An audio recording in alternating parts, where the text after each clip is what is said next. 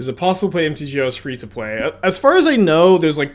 So there's no way to like spend literally zero money getting into Magic Online, but most like full-time... Well, not full-time, but like most grinders on Magic Online end up making money. I tend to make, you know, like probably like 500, 400 to 600 on average, you know, grinding all day every day. But just if you have a good enough win rate, you will make money on Magic Online.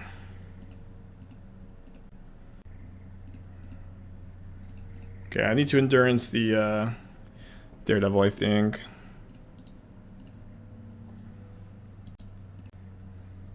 Yeah, I believe this is the case. I'm not 100% sure. I don't actually remember it popping up on my account. But I believe someone told me yesterday that the All Access Pass gives you 100 play points, which is enough for like 1 league entry. It would be cool if maybe somebody could like confirm or deny that, I guess. Ooh, Witch's Oven. Cool. Oh yeah, I can pay out the prediction, I guess. Okay. So I guess I just lose this no matter what. If I heat this to just have another food token. Brutal. It gives you 100 play points if you made an account before the 7th of June. Okay, so it doesn't give it to new accounts. It's kind of weird. Oh, okay, so it's, accounts created after June 7th. So if you make a new account, okay. That's better, I think. I always want to get more people into the Magic Online. Get a free vintage cube. What percentage of time do I spend sat versus standing? It kind of depends. I woke up kind of sore yesterday. I did a little exercise, so I think I'm gonna sit back down. But I think most days I probably stand for like a little over half the time. Okay, Seasoned Pyromancer, discard Bloodghast. Cool deck. I will say I've played a lot of these sacrifice decks, and I actually feel like against Urza Saga. I know we just spent a lot of time talking about this, but I do feel like these sacrifice decks are kind of weak to Saga plus Shadow Spear, so that's probably what we're going for.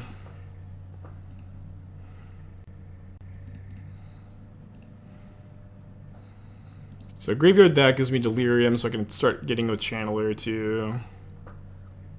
Another Spyro on top.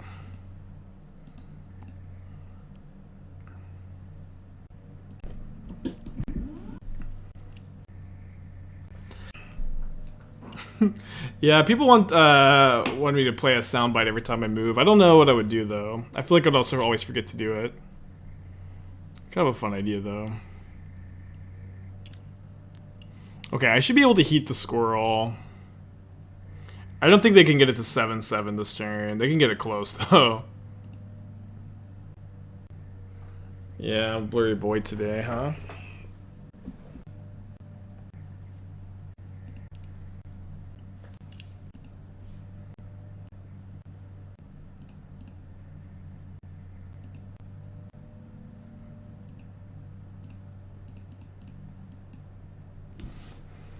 Okay, so we're going to put the Shadow Spear into play, I think. I experienced that's the hardest card for them to beat.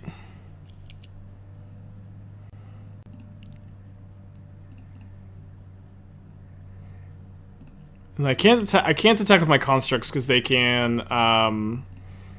double block Cauldron Familiar and Spyro on a construct. I need these to be as beefy as I can make them. There's also a pretty good matchup probably for Titania Zuran Orb. Although we're not quite there yet. Wouldn't hate having a land on top. Don't think I want to bolt. So I guess my opponent can also make... They could probably beat my Saga tokens with their Saga tokens.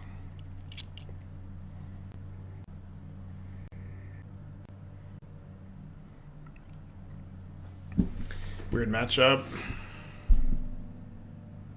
What's weird to me is they're playing... I don't know. They're playing Daredevil. They're playing Saga.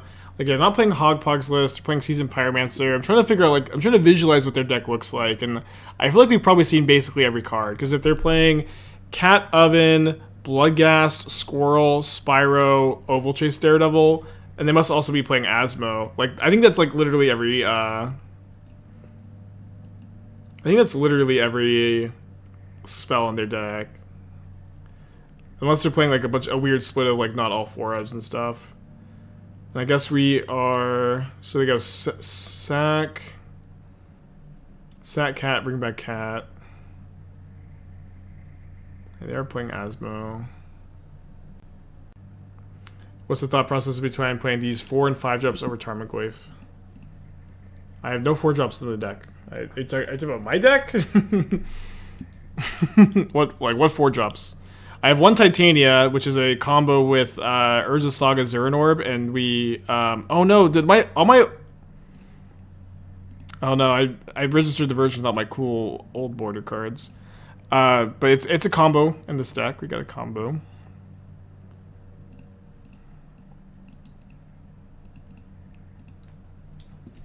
And then Tarmogoyf is also like way weaker without discard spells, which we're not playing here.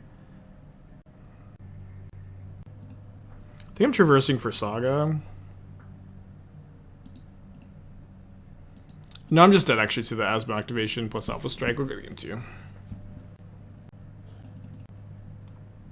Okay, so I'm bringing in, I think, the full 4 Ancient Grudge, the Needle for sure. I don't know. I don't think I want. Maybe I'll play second Boseiju. I don't think I want any more than 2, but maybe none, or just the first copy. I think that the spot removal is maybe something we could trim on. Could probably trim on the expedition map. Probably cut the Ragavans. I have so many blockers for them. Post board, they may have Trail of Crumbs. That's true, yeah. But we can probably beat Trail of Crumbs. Famous last words. This seems like a good configuration. And if they are on Trail of Crumbs, we'll bring in another Boseiju for game 3. I read your burn primer. Appreciate putting them out. Do you think that your sideboard loses too much percentage against Omnath and other life gain effects? Well, I had like a full 4 Skullcracks of the 75, right? 2 main, 2 side. And so, like, I don't think so too much. Omnath is already, like, one of your better matchups, though, anyways. I was thinking 4 Helixes are too vulnerable to Ragavan flips. Is there something I'm not accounting for? Well, I mostly think that you just, like, have to kill Ragavan on sight anyways. Like, because it, like, oftentimes reflect, like, 5 damage a turn just flipping a burn spell for you. Or from you. So, like, even if you don't they hit Helix, they're going to race you with Ragavan pretty often, so... I feel like you're usually able to kill the Ragavan, and I usually, I usually like to just play the full 4 Helix. Like, Helix just, like, buying you an extra turn so often is really important. That being said, too, like, I think that there's a lot of different camps for, like, what the burn spell splits you can play are. Like, some people play 0 Skewer, some people play 4 Skewer, no Helix, 2 Helix, something like that. There's a lot of different camps, but that's the burn spell split that I like. Master Mike with the 15 months, appreciate you. Why is Mike and Sithas too strong for Modern? So you would play it in the sideboard to tutor with Karn, the Great Creator, and it was kind of a 1-card combo lock kill.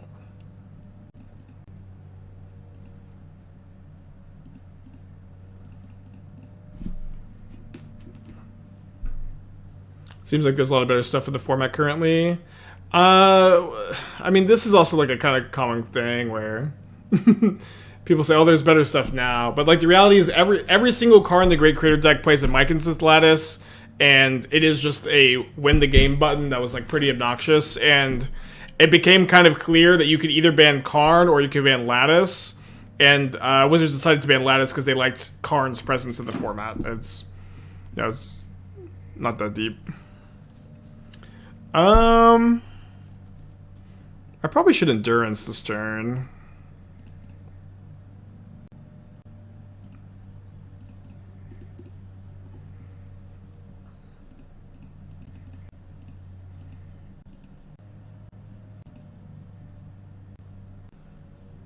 What if they have Needle for my Run and Six?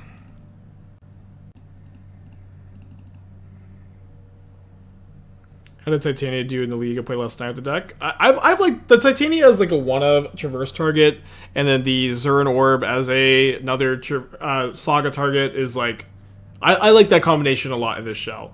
It is not like, you know, It is not an engine that's going to win every single game you play with this deck, but it is good. It is good enough to play. It's a bailout button too that can get you out of situations that you have like no business getting out of otherwise. Should be able to attack with the endurance.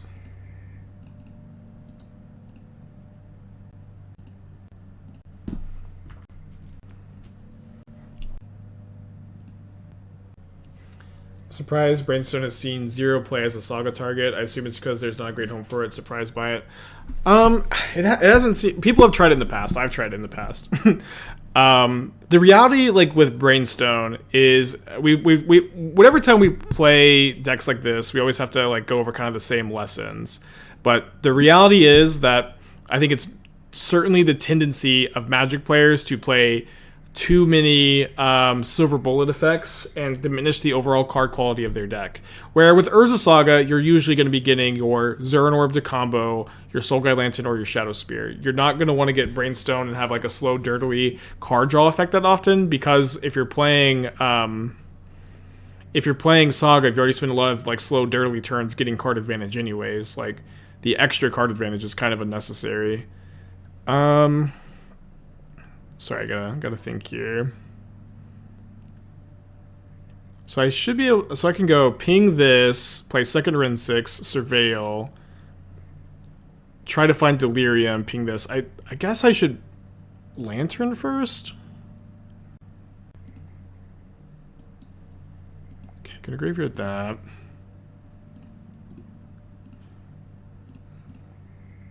Ping. I need to find another type. Just keep finding artifacts. Okay, so I can go. This is kind of like I'm hoping to hit Delirium right now, but if I miss, I can Endurance for Delirium, and I still have Forgotten Cave. Okay, there's Delirium. That's actually a great card to mill over. But I could Endurance, and I still have Forgotten Cave to like refuel.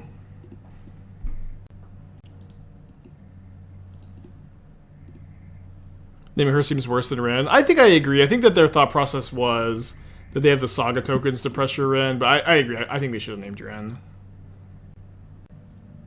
That wasn't a comment on the deck. Yeah. I know. I thought it was like an interesting conversation point, so I responded to it.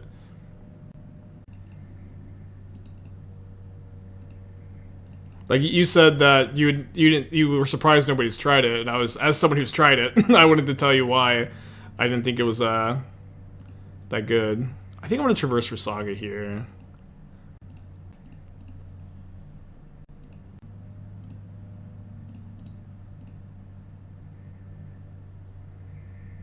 Traverse for Mountain. Oh yeah, I guess that was probably better. Although this ended up working out really well.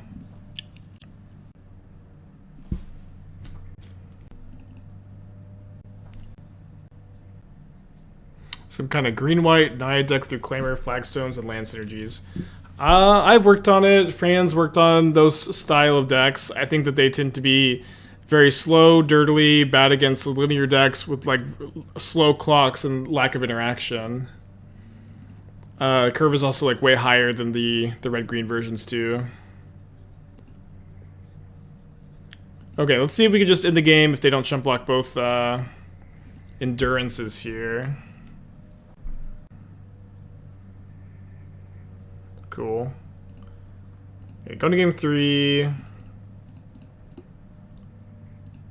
Matchup definitely seems way better post board. Just Plasma, thank you for the Twitch Prime. Appreciate you. Okay, so on the draw, does anything change? I don't really think so. I think I like our sideboard plan. I think Spreading Algae is going to be playable. That's like when the land gets tapped, it destroys, right? But that card's only like really good with your Shard Import, which isn't legal. Yeah, without a way to like tap the land, I don't like if Rashad Import was legal, that card could see some play, like it does occasionally in Legacy, right? Just Plasmid again, thank you for Twitch Prime, appreciate you. How often does this deck go for the Titania combo? It goes for it 3 often. 3 often.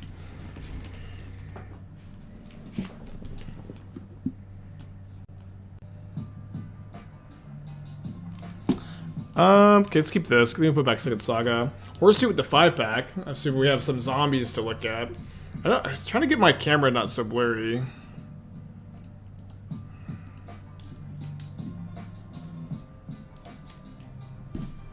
Wait, how do they have Street Wraith in their deck? I can't picture my opponent's deck. How do they have room for Bloodghast, Asmo, Cat, Oven, Cookbook, Bloodghast, Squirrel? Presumably they're also playing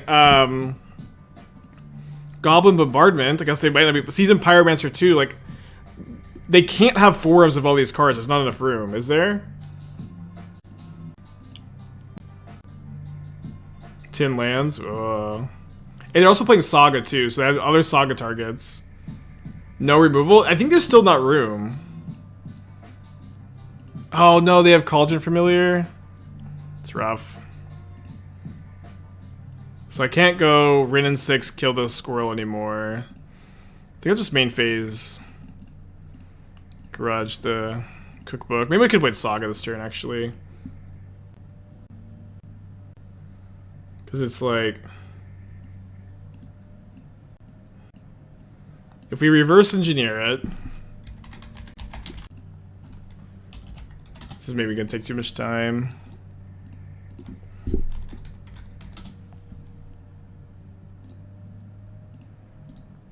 I'll do this on the other monitor. Do a Seasoned Pyromancer? Okay. Do I have time to hearse this turn? I guess I probably do. And then this could be a lot of artifacts for next turn.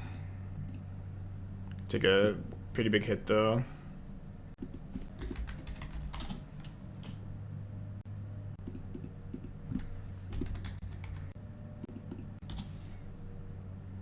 Bloodghast. Maybe there is enough room. No, they're also playing Daredevil. Hold on. Dude, the Grudge is so rough here. Do I tap the hearse? I think I'll... guess I will.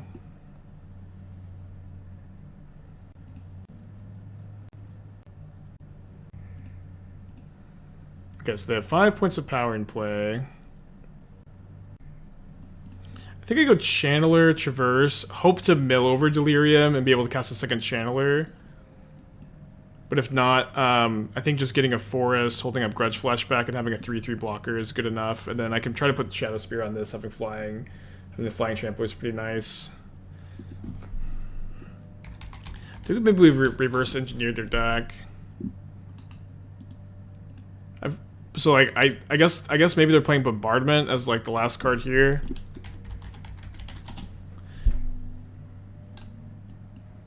Maybe they have like 3 bombardments, like 2 other Saga targets, and like 23 lands. No, at the squirrels. They're playing the squirrels too.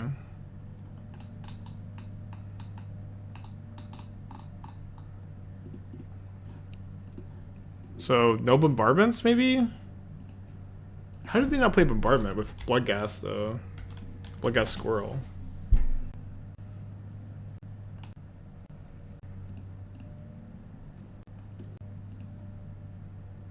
They played Fatal Push and Bolting Game 2. Yeah, I mean, those are probably sideboard cards, though.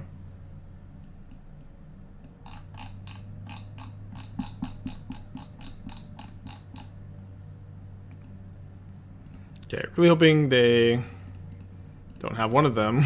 But if they had a removal spell, they would have main phased it, right? Surely. Oh, they would have main phased it. And don't call me surely. Squirrely. Yeah, because like then if you do this, like you don't have room for Urza Saga targets, and you don't have room for or bombardments, but like bombardment's so important. Wait, where did this go? Devilish Valet Alliance. Whenever another creature enters the battlefield under your control, double Devilish Valet. How do they have Devilish Valet in their deck?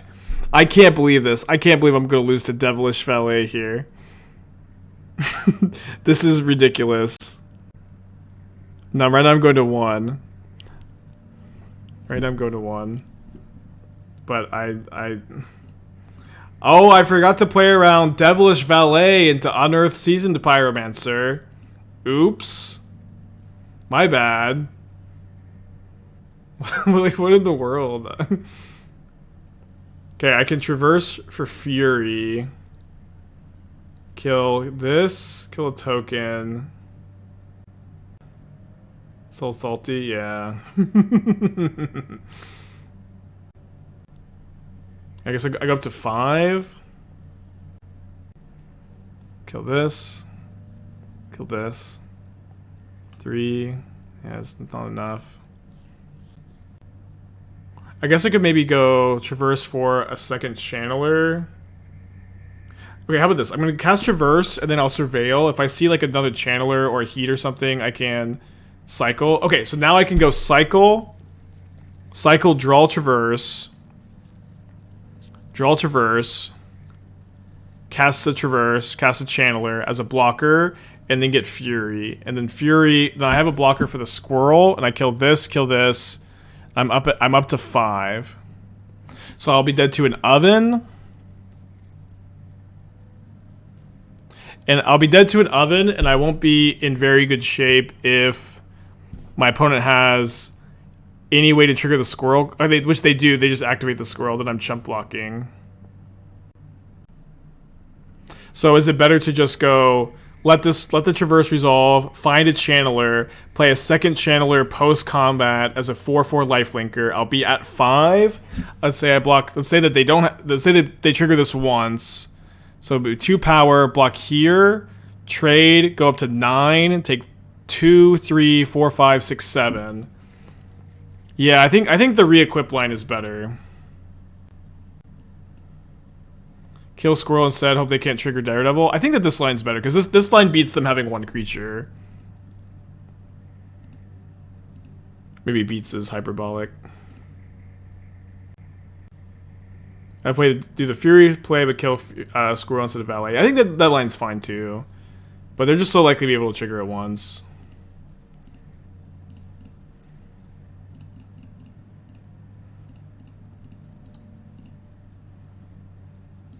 Close game, close game. Wait, Fury? Yeah, I'm doing this line instead of Fury. I thought we were cycling for the other Traverse. We can't cycle for the other Traverse and take this line. I know that was a confusing turn. Why am I still so blurry? This trick used to work every single time, and now it doesn't work at all. But sometimes if I go off, adjust camera position, well, I don't like where I could just, because it needs to be here. This is a good chance to kill them next turn too. But look at this. Like, I mean, they also have we've reverse engineered their deck. They also have some number of Unearth. I guess we haven't seen Bombardment. It can't be in their deck, right? If they're having all these, but they also have Unearth and Devilish Valet. Like, what are the numbers here? I need the numbers, Mason. They have like 1 Street Wraith.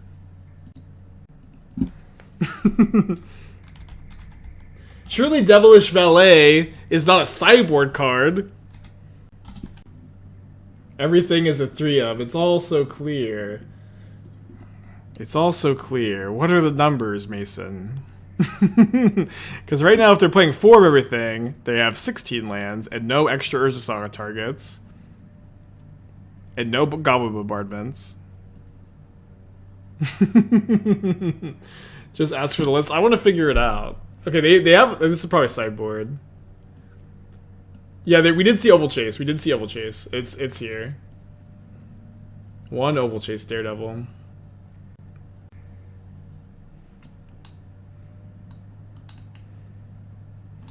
Yeah, where's the Loot Tree Companion? And they also have, they have Bolt and Push and Grudge in right now.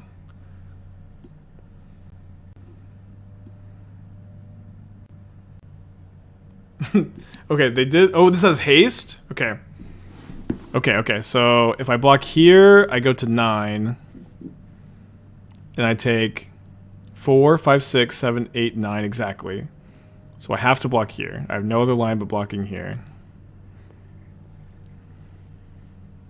And then they're dead to bolt. 4, 5, 6, 7. Okay. So I think I go Wrenn and Six. Okay, hold on. If I go Wrenn and Six, ping here, equip, then I go up to 6 life, and I'm not dead on board. They have to have a spell. Yeah, Valley is not a one of. Okay, let me just cast the Wrenn and see if I like surveil Lightning Bolt to the top. So graveyard this. And I can play Boseiju and still equip. So I think we just cycle this looking for Lightning Bolts. Missed. So we have to go equip, ping, and we need them to have nothing. They do have a lot of, like, you know, cookbooks. I guess cookbook kills me and oven kills me. Or no, cookbook doesn't kill me. Oven, just oven. And any creature. They're not slamming a creature. They didn't play a creature. They didn't play a creature. Yeah, I know any creature kills me. I just don't have another line. The line was like looking for bolts. My opponent's hit me with the GGs. Let's go! Oh man. They get back cat. Oh yeah, they get back cat if they have the. Yeah, we're dead to like any spell there. I think we like need their hand to actually be land. I guess we beat Ancient Grudge.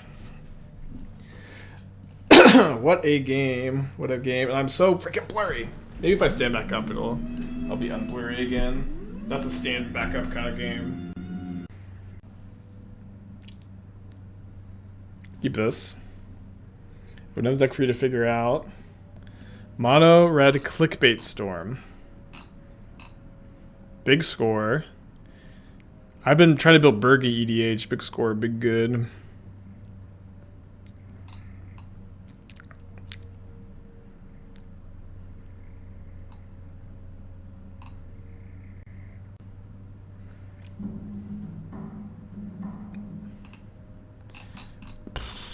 Okay, well, I see that you have no white mana for the silence. I'd probably play a Sacred Foundry to cast the silence off of. I don't know. This is a lot to wrap your head around. Oh my gosh, I meant to cast the Ragavan. Whoops. Sorry. Kind of stun locked by Horseshoe's deck. Okay, I guess the Ragavan play didn't matter that much. Hopefully we can get Delirium on these quickly. Start flying over. It's pretty important in this matchup. I don't know, Horseshoe. I have no notes, I think. Hazard's confined. Invoke, and invoke doesn't target. Okay. So hazards will be in the yard when you cast invoke. Repeat reverberation can be found off either enabler. Once resolves, copy the next spell, which won't be anything from the batch. Invoke, copy spells from yard. Vintage, copy twice. Windfall, big score. Only to discard when you can cast them, but not when you copy them. So if you invoke big score, you can discard increasing big score. Be in the graveyard. Cast any card, not just inserts, no cap. Been tested to prove it on MTGO. Sounds pretty sweet. Sounds a little lost in the sauce, but does sound pretty sweet. I'm gonna try to get Delirium. Let's go! Wow. That was awesome. And I'll trade Ragavan for Young Wolf, who cares? It's not doing anything better than that. Yeah, a tad lost in the sauce, but very cool. I don't know if I have... see if I can like look at this and figure out any improvements. But it's kind of making my brain hurt. I would have a white mana for Silence if you're going to play Silence. I'd probably play Fury over Lightning Bolt as an anti-creature card. But it looks very fun, also. Maybe sideboard Ragavans as a juke. Any thoughts on playing Shenanigans over Grudge? Grudge is just so much more important. Instant speed against Hammer Time is way, way better. Does the D white mana make millions of treasures? Well, maybe sometimes you don't have millions of treasures. You want to cast Silence against your Rhinos or Living End opponent. Listen, it does not cost you very much to play one freaking Sacred Foundry. I guess I'm probably supposed to take the turn off to kill Grist. 3 mana 1/1, gain 6 life. Okay, then we have the Titania Saga plan set up for a couple turns from now. What if I do this? The rarely seen break. So now it doesn't refocus. Abe, they months, appreciate you. I think Extortion Specialist will see modern play. Dude, Endurance, no.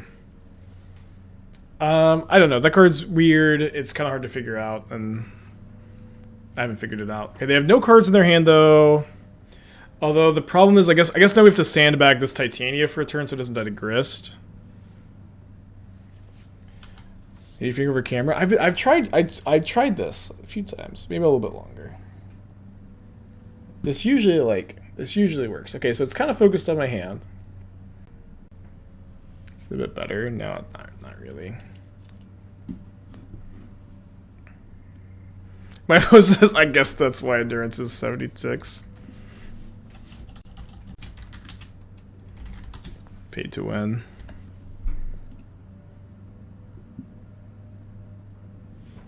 Yeah, I'll just be much closer. Is this better? Okay, so let's heat this so they can't cast Yawgmoth if they draw it. And then we can make one Saga token, but then we're gonna Titania Zuran Orb. And it's better to leave this uncracked because if I draw a land for turn, I get an extra elemental. Wait, it worked! It worked!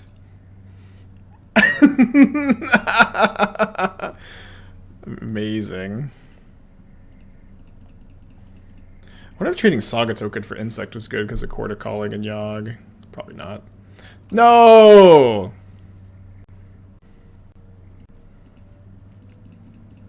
Okay, we kind of need them to not Yawgmoth me next turn. Easy enough, right?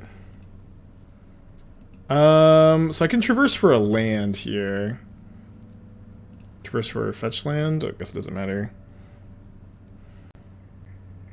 Yeah, because I have to crack the fetch to... I have to just play whatever land here to cast the Titania anyways. But I just want to... I want to get one more land anyways for the extra elemental. So hopefully this is enough. I imagine they're going to minus the Grist. Maybe the Placid just chump block a lot, but I'm going to get 6 more elementals. Not another Saga. I mean, it doesn't matter. Any land they drew Dried Orb for turn. Any land that I get, I'm just sacking to Zuran Orb for the same amount of value. Okay, so I'll let this trigger go on the stack before I start sacking. Should be a game. I think this is only our second time doing the combo today. Yellow hat. Yellow hat. Da da da da da da. Thanks, Gab, for the raid. Good time, too. Good time. We are putting a lot of 5/3s into play. I trophied my league with this deck last night. We forward won our first one on the day, and then we're 1-0 on the day. So we're 5... Or, was it 10-1?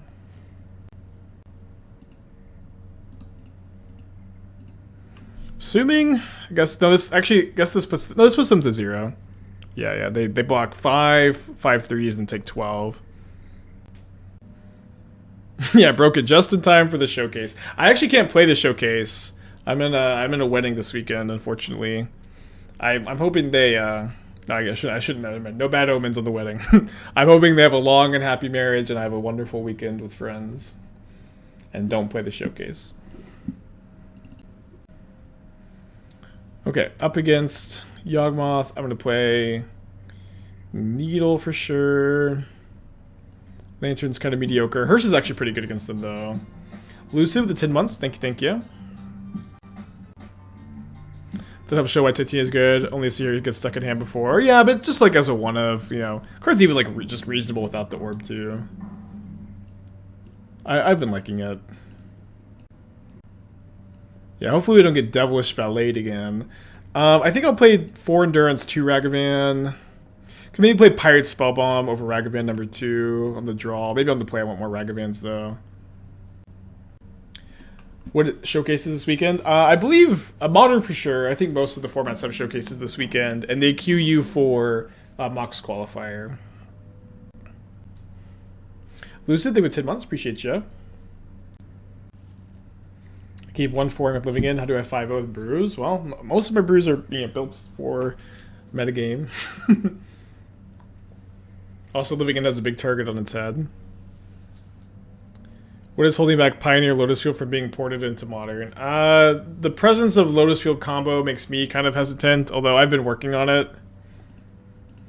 But like the fact that you can just like play a Bloodstone and your opponent will Lotus Field combo kill you is kind of scary. But I also like, nobody's playing Lotus Field combo in the leagues. That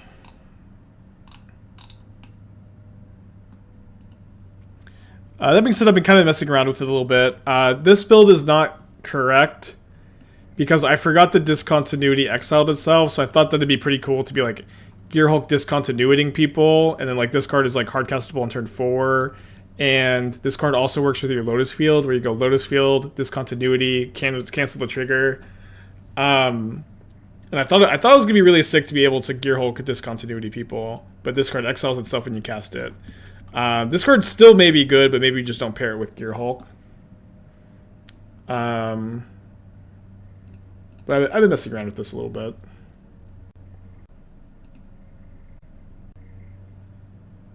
The other way around, Pioneer to Modern. Wait, what was the question? What is holding back Pioneer Lotus Field ported to Modern? Oh, you mean the Lotus Field combo. That deck exists in Modern and is like pretty good. It's just underplayed, but that deck does exist in Modern and is a deck I would recommend, even if you are a fan of the archetype. I think I'd like to find a red card for Fury. I'm going to shuffle that away.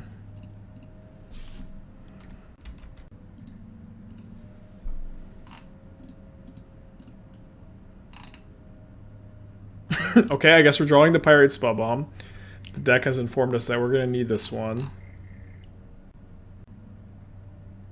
No, you asking Modern to Pioneer. Ah, I see. Okay, well, then I've answered both questions now at this point. Okay, not only... my opponent is... they're pretty good at hitting Grist off Grist. A good skill to have, perhaps. I still don't have a red card for my...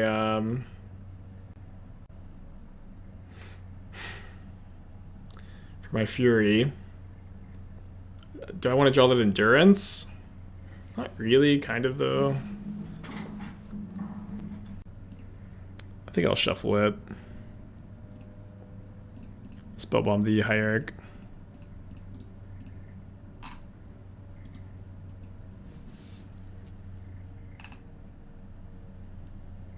That's a Strict Proctor. It's just pretty fragile. But, you know, it's a card to consider, I guess. Yeah, I used to play this deck with Elvish Reclaimer. We've played this deck in the past, and basically all of the drafts have had Elvish Reclaimer, but after some reflection and some, you know... maybe I should have Furied, actually. Or save this for Fury. But after some reflection and trying to figure out what direction would be good to go with this list, I've kind of formed the opinion that Reclaimer is the worst card in the deck. Just very slow and easy to play around and very mana intensive.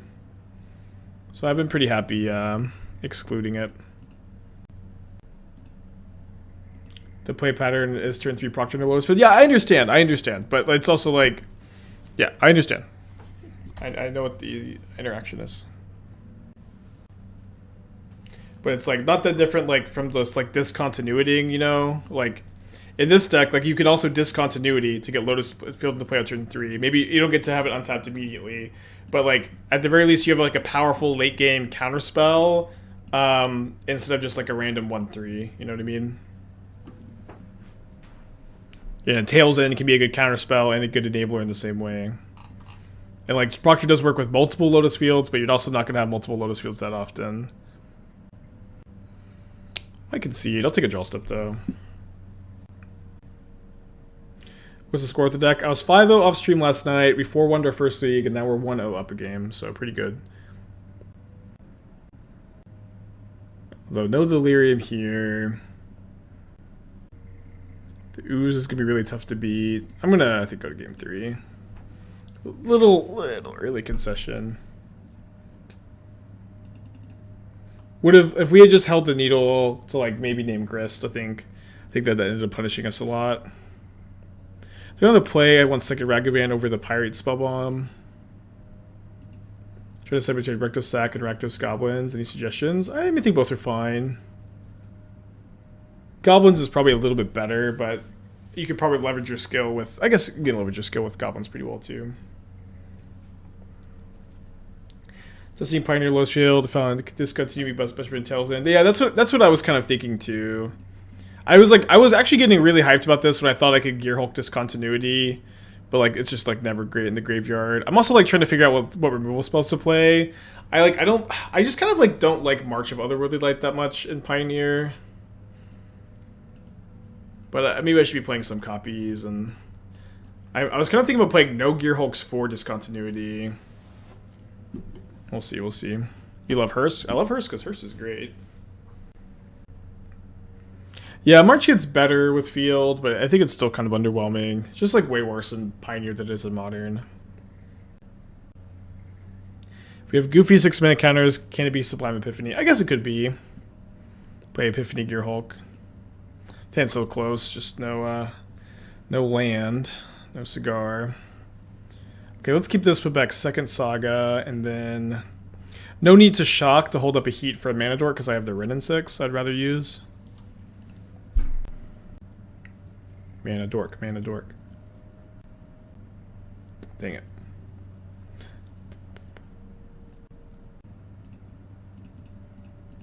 I think I'll play the Wrenn and Six in plus for mana efficiency. I may end up going like Ping into Endurance block or Ping plus Heat. People have... Okay, I've had like 10 questions about the Humans deck with Pyre of Heroes today. I've answered a couple times, but... Like, did that deck do something? Like, what's the new hype with that deck? Because like I played against that deck in the challenge not that long ago, and I lost to it on the weekend that deck top aided. But I wasn't aware that it had like made waves after that.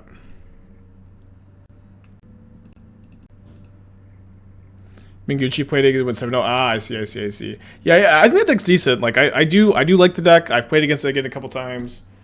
I just like I didn't know like why people were asking about it so much today. Influencer Andrea Miguchi.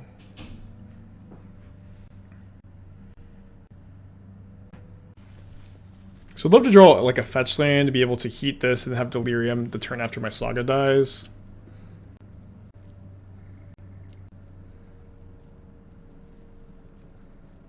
Wish I had that Wrenn and Six to kill these Hierarchs. Brutal. I did draw the fetch land I was asking for, though. So we can go attack. Although maybe I don't want to heat the Hierarch.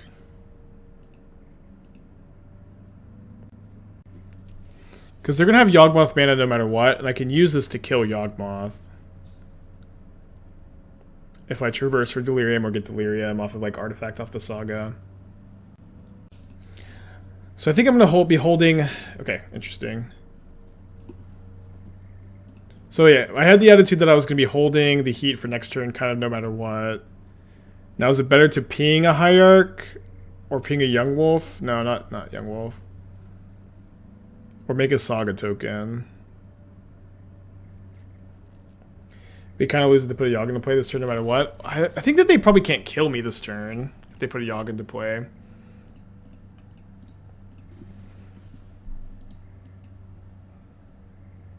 It's also true, like, holding this for a Yogg, like, maybe, like, if they don't Yogg this turn, that would be great. But then I can hold this up for when they do put it in play and kill it with without losing to it. But at the very least, like, I think just heating the Hierarch is a bit of a spew.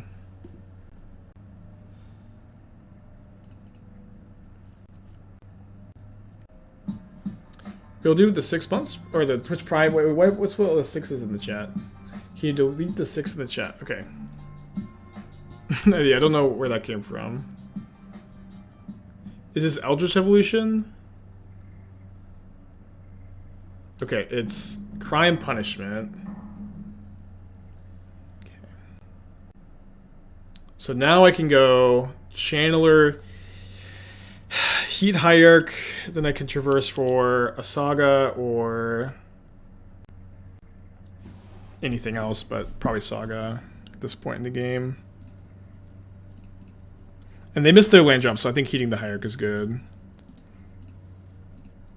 Probably not going to be a Titania game. Yeah, Saga just like actually impacts the board here, which is nice.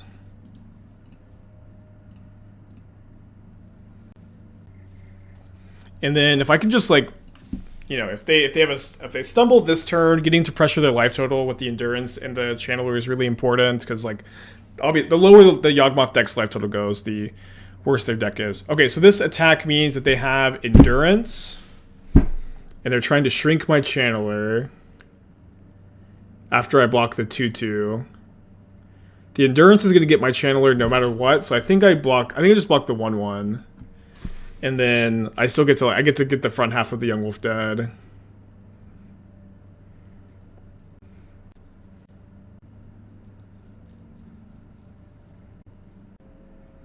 Obviously not ideal, but I don't feel like we have a much better option. Here I kind of like killing a Young Wolf so that their Court of Callings are possibly worse. Although maybe attacking and like, no, I don't think there's probably a super realistic double block that is great for me there. Actually, I about Modern as a whole. I think it's okay. I think it's pretty good. It's, you know, I would say that I wish there was a little bit more wiggle room in the top decks. I wish we saw a little bit more cycling in the metagame than we've been seeing. But I'd say it's pretty good at the moment. Yeah, maybe it would have been a Titania game after all, huh? We were just so far away from casting it that I thought getting the 5-drop out of the deck was fine.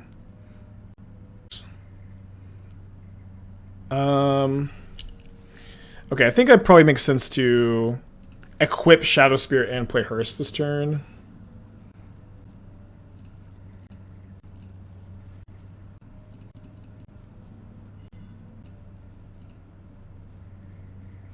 Oh, it's back in the deck because of the endurance. Awesome. Cool. Missed that. Okay, double endurance, double block. Fine, I guess.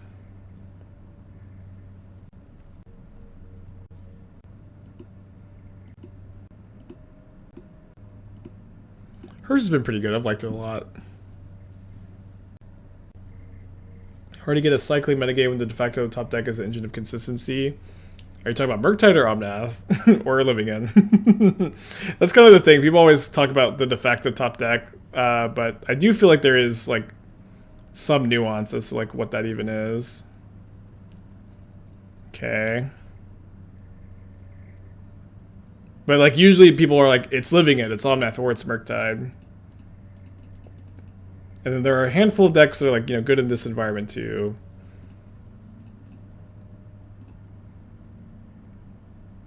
But I would say like the biggest issue in my mind is, I mean, I could help that for Tracker, but the biggest issue in my mind is that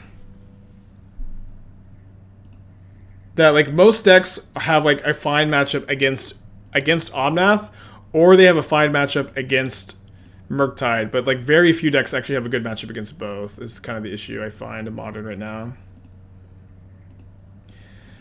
Okay, big top deck. Okay, now I'll hold though. Tech for King Babar.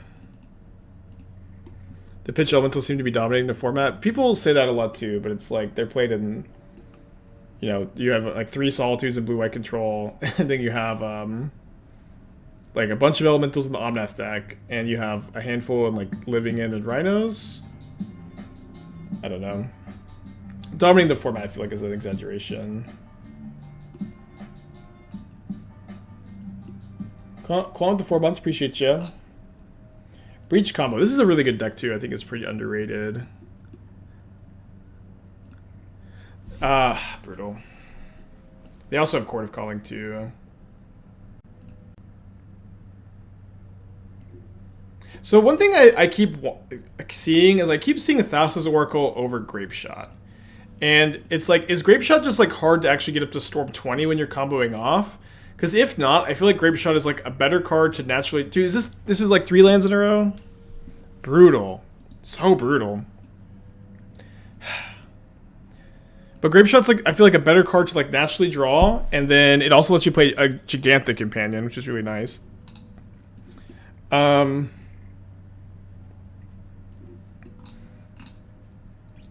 Beyond that, the list looks like, you know, relatively stock. I might be interested in like 4th Grinding Station over 3rd Mox Amber, but I'm not sure exactly how much you need those for the combo, you know. We shouldn't have any top deck that beats up at everything. Yeah, that's true. We don't have one, but I'm saying like the 2 top decks are like Omnath Murktide, and it's just hard to find a deck that has a good matchup against both of those 2 top decks. Obviously, there's more decks in model than just those 2.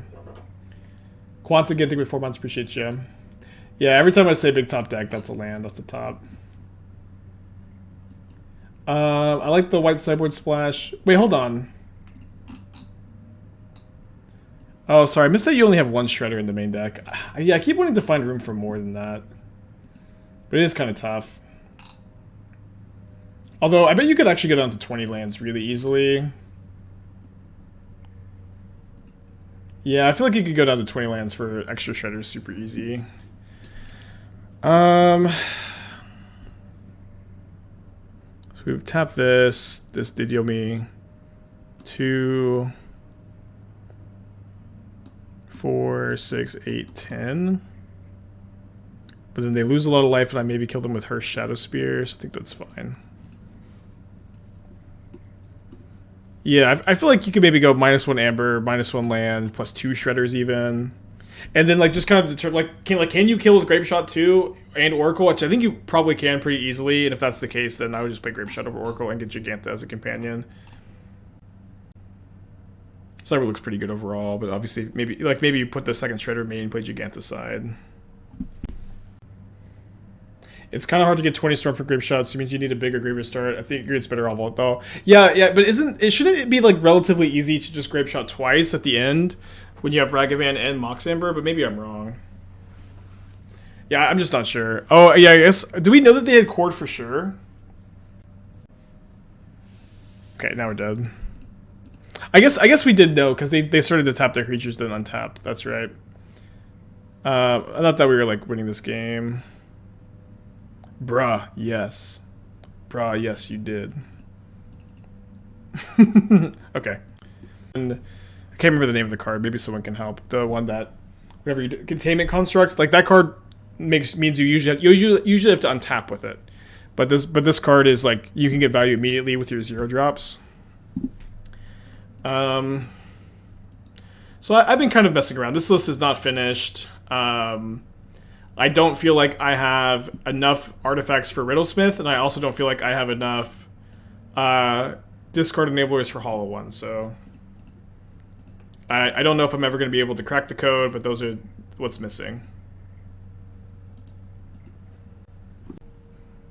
Another Murktide opponent? Oh, it's you, Vines? Yeah, I didn't realize it was you.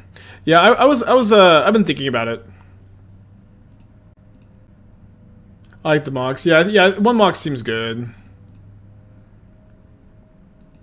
Yeah, but like fitting Hollow One seems very tricky. But like I really like that it's an artifact for Riddlesmith, and I wasn't sure if I wanted to play like the full 4 Riddlesmiths, but obviously you can see there I was thinking about it. 2nd Channeler is interesting. It's pretty good if I draw a land off this bauble. I can go like Channeler Hearse. I think I'm gonna graveyard it.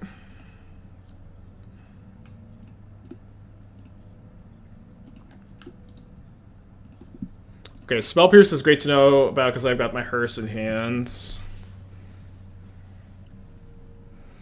And I was going to draw a land, but now I'm not, playing the Hearse into the Spell Pierce.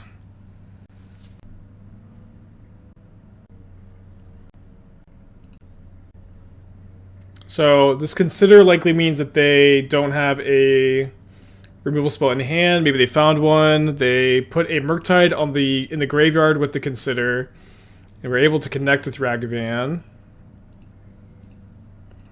I guess I'm going to cast second Ragavan. I'd rather not use the mana here. Excuse me. If they cast another Consider end of turn, I might have to pop the Lantern, but thankfully they didn't. So they're going to Spell Pierce 4 mystery cards. Getting kind of dehydrated. Throat's pretty dry. I'll get a drink in a second.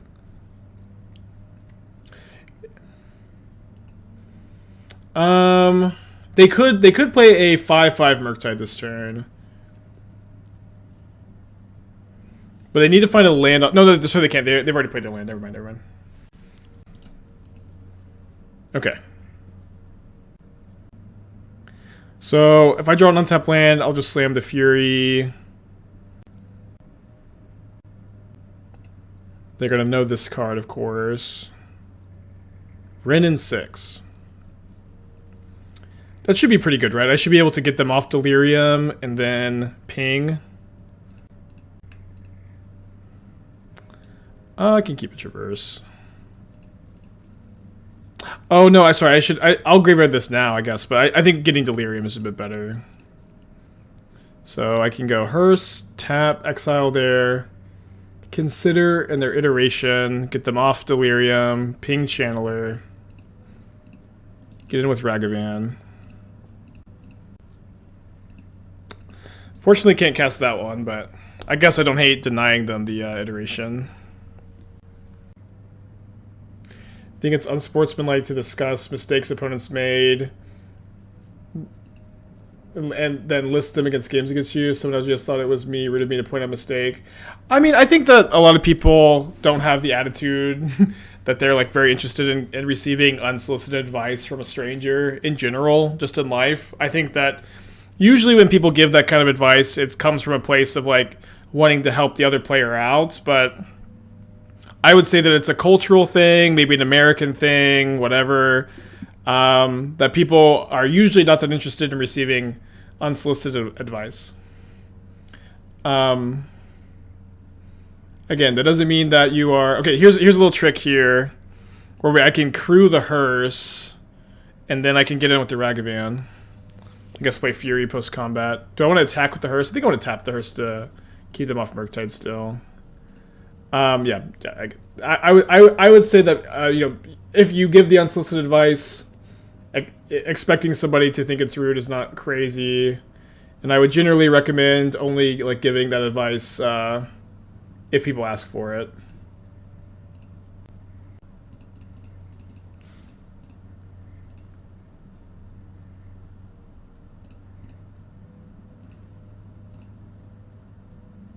No, this advice was solicited that I'm giving right now.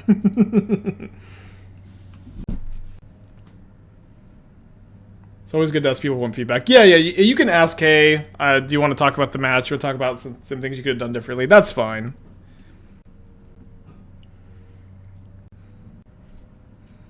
But I will also say this. I think in gaming, there is like a small, like...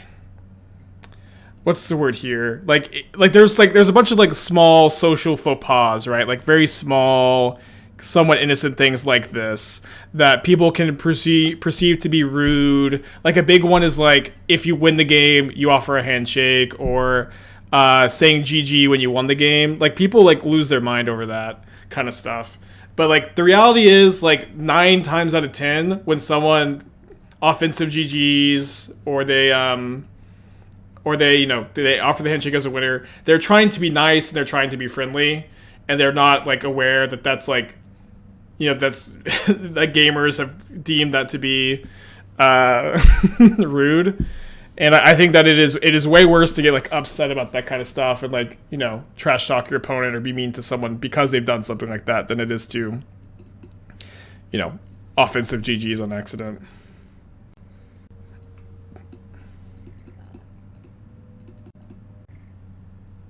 The winner's GG is infuriating. Yeah, like I like you. It used to not bother me at all, and then like And then people told me that it's rude, and then like the more I play, the more I engage with Twitch, like the more I felt myself also getting annoyed by the winners GGs. But it's like I'm trying to change that attitude. I'm trying to not get bothered by it, because you just have to understand and like take a step back.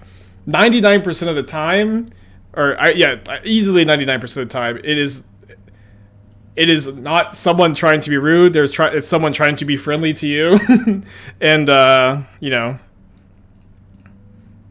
they enjoy the game, and I understand, like, in the moment it can be like a bit easy to get bothered by it, but I would recommend trying to reframe that mindset a little bit, because it is rude. Like, why? Listen. I know that it's considered rude in gaming culture. I know it's considered rude to consider offensive GG. Every single time anyone has offensive GG'd you, the person doing it doesn't know it's considered rude because they're new to the game, or they're not familiar with like this faux pas. Every single time it's ever happened to you, I guarantee you that's the case. And like, if that's the case, like it's more rude to like be oh, I can't believe they offensive GG'd me. Like, you know what I mean? Like, they're just trying to be friendly, and you're salting off. You know what I mean?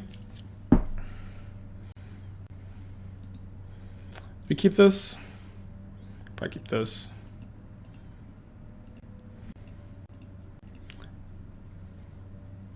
Yeah, that's why people say thanks for the match, because they're worried about getting salted off at. I would trade this. I get Delirium, and kind of worried about double removal spell.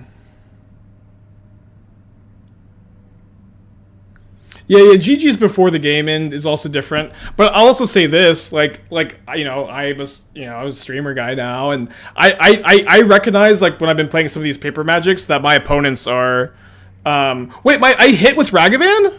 They didn't block? What did I exile with Ragavan? I wasn't even paying attention. I just like assumed they would never block. And now they're hitting my heat. No! What did I exile with the Ragavan? The Scalding Tarn? Okay. Didn't matter. Wow, that was a great no block, huh?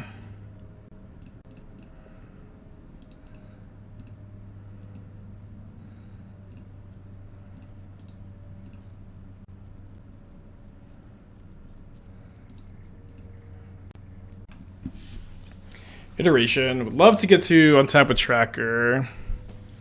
I don't know if I'm supposed to block. If I don't block, they can Murktide me.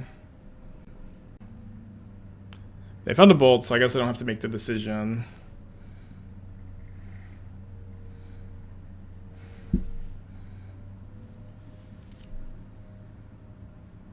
Their Ragavan's been a bit better than mine, huh?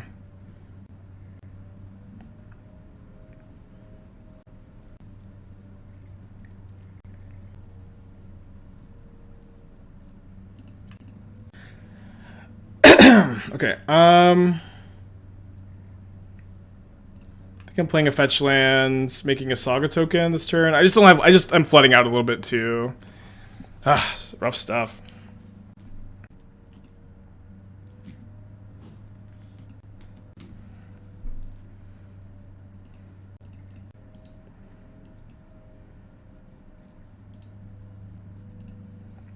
A steal.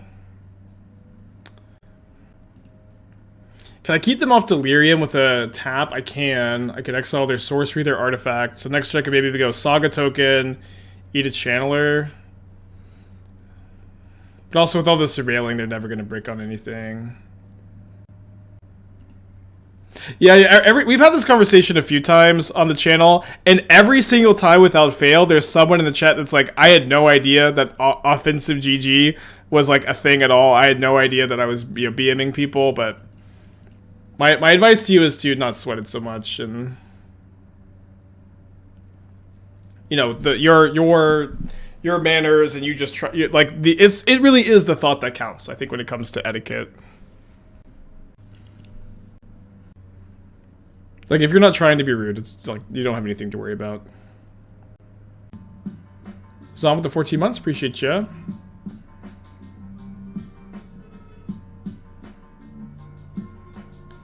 Okay, now I can't get them off the Delirium with the hers. Good to know that they boarded in Blood Moon, though. So it's maybe in my best interest to trim on Saga. I probably can't trim more than like one. We play Fury.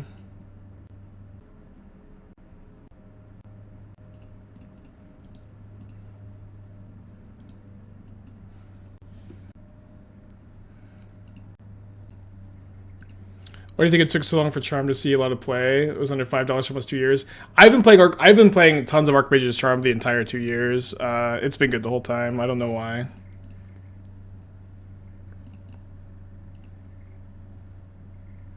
I am Magic's biggest Archmage's Charm defender. I think I need to graveyard that. I need something a bit more proactive. I have 2 reactive cards in my hand. Okay, that counts as more reactive, especially when I've got Delirium here, or more proactive.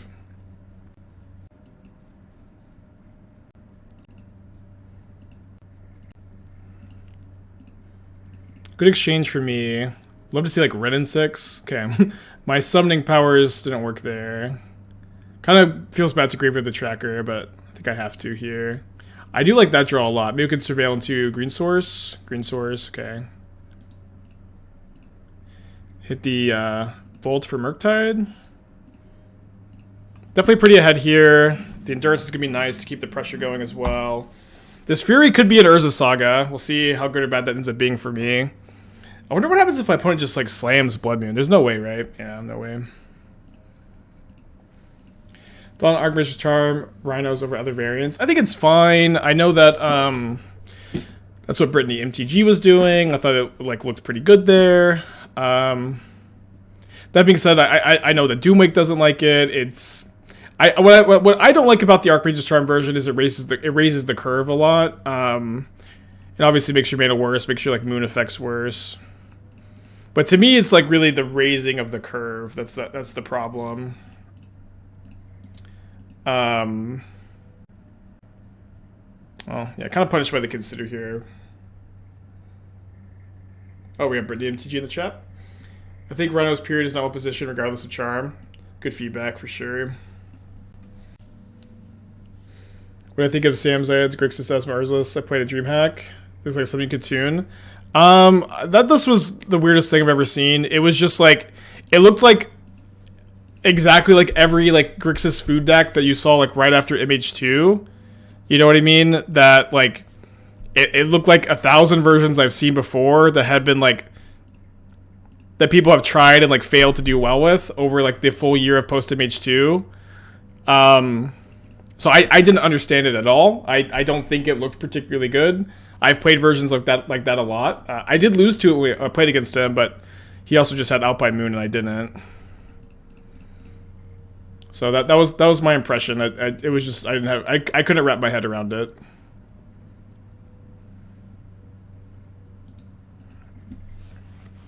Like what the thought was.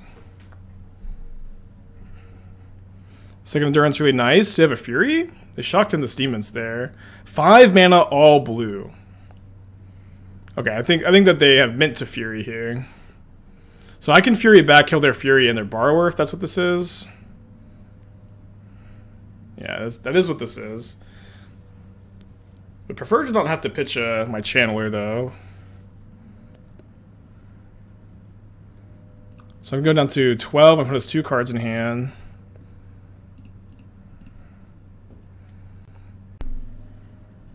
So I can traverse for a red card and pitch that and keep the Channeler. Or maybe it's better to Ragavan them. Yeah, it's probably better to Ragavan them here.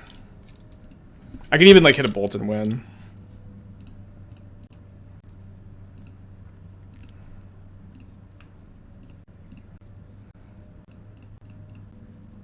Lightning Bolt?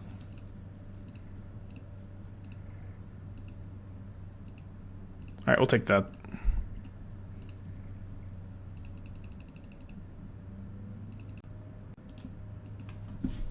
Would I take a tier 1 next time I go to an event or continue taking brews? I'll just play whatever I think is best. I thought the Esper food deck was going to be a phenomenal choice for a metagame of 4-color control, Ragavan, Hammer Time. I played against none of those decks in the tournament. I played against Amulet Titan with main deck Karn. I played against Blue-Red Phoenix. I played against Elves. I played against Blue-White Affinity. I played against Merfolk. And I played against beginning of MH2 Grixis Food.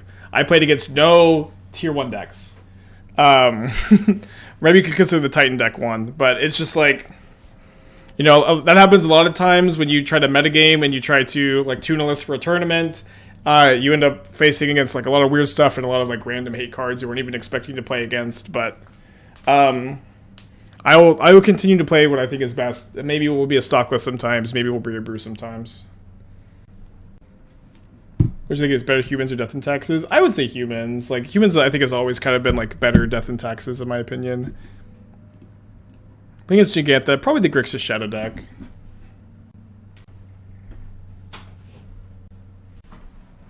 But I also can never wrap my head around Death and Taxes.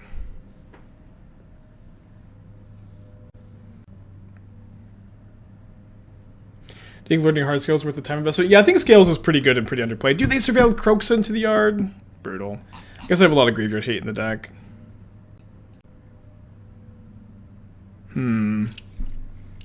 They already have 3 card types, so it's pretty unlikely that I'm going to get to Ping Channeler next turn. The upside does feel kind of there, though. I'm gonna bolt it. I'm gonna bolt it.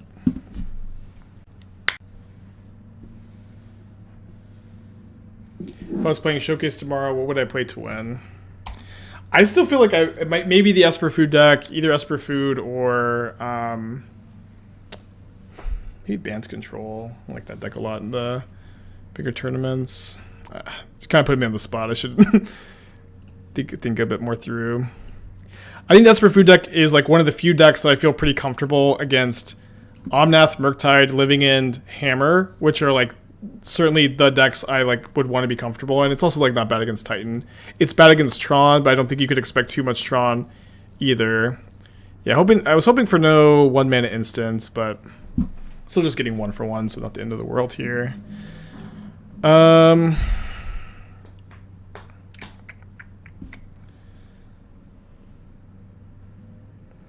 don't know. Murktide would be fine. Please share the list. Well, this is the... So, like, what I like about this Bant Control list specifically, and you can find this... I've played it a lot on the stream, but I guess not too much lately.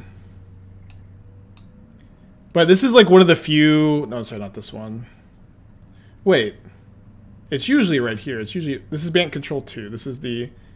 I didn't delete it yesterday, did I? No. I was looking at it the other day. Sometimes my lists get kind of weird and split up, though. Hold on. Yeah, because this is like another grouping of Bant. Or no, hold on. It's a Yorion deck. It's a Yorion deck. There it is. Here it is. This is like one of the few like blue-white control lists that I actually feel pretty good against Omnath with. Like you can go toe-to-toe a bit more so with this version, I feel. And then this version is also like very good against the Living End. I found with like all the endurances in the sideboard.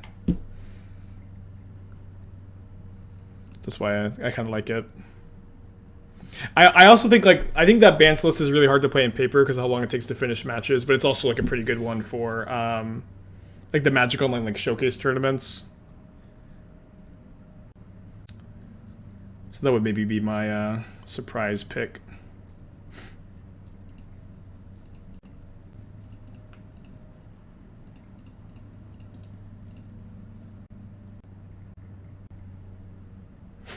Oh no, the Devilish Valet was, we played against like this John's Sacrifice deck, and I was trying to reverse engineer it because they showed us like Devilish Valet, Unearth, Seasoned Pyromancer, Cat Oven, Squirrel, Asmo, Cookbook, Daredevil, and like I was trying to figure out like what in the world their list looked like, and I couldn't do it because it's like just like you way ran out of space for like just the cards we saw if they were all 4-ofs, and then we didn't, and like I assumed they had Goblin Bombardment too because they were playing Bloodghast and all these cards and like Squirrel, but like assuming no Bombardment because like I don't know how they would possibly fit. There was also like no room for Urza Saga targets. It was really weird.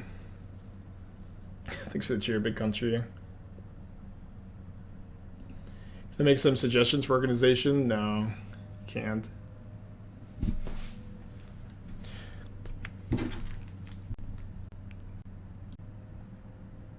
It'd be a waste of your time and a waste of my time. Oh yeah, they're also playing Street Wraith. So hopefully they continue to brick on land for Kroxa.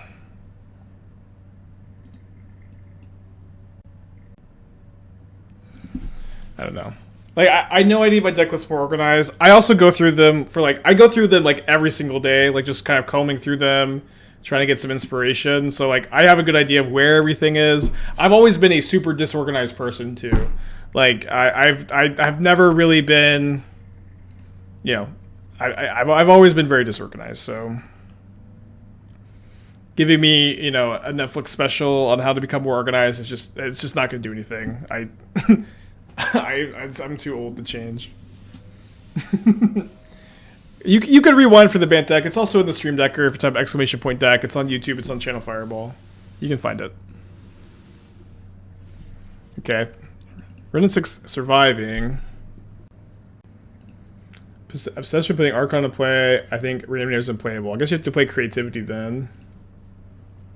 Or you can play Mono Black Coffers and just hardcast it. Like I like the Mono Black Coffers deck where you get to play Reanimator game 1 and just side it out for like a mid-range deck game 2-3. I really like the idea of that deck, but I'm still not sure if it's it. So I could map for my Forgotten Cave. I'm probably gonna get back Urza Saga. Always get Shadow Spear.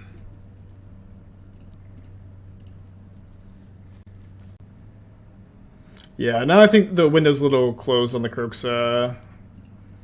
Or they're gonna need more than just the Kroxa. They're gonna need like a main deck dress down, which is not that common anymore. Zuran Orb. We have a Titania we can tutor for, and then we can use the Zuran Orb to sack our lands for Titania.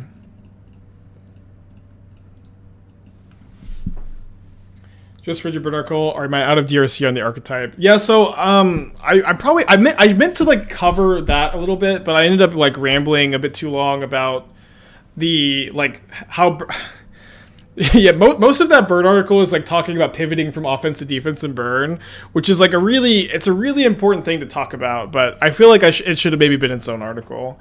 I don't know if I'm off DRC or burn because I haven't been playing that version very much lately. I did play a couple leagues of the Goblin Guide version recently, but I didn't want to like talk too much about that because I'm just not sure.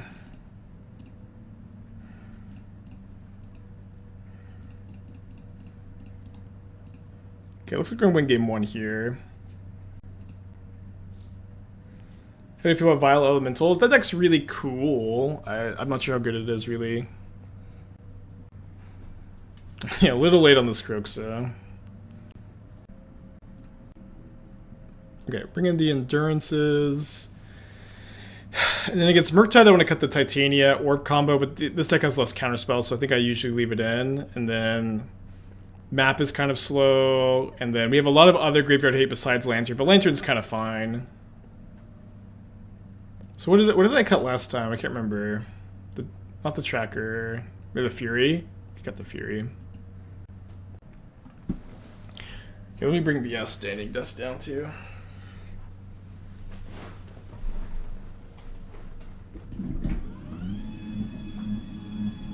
Hopefully nobody's blurry.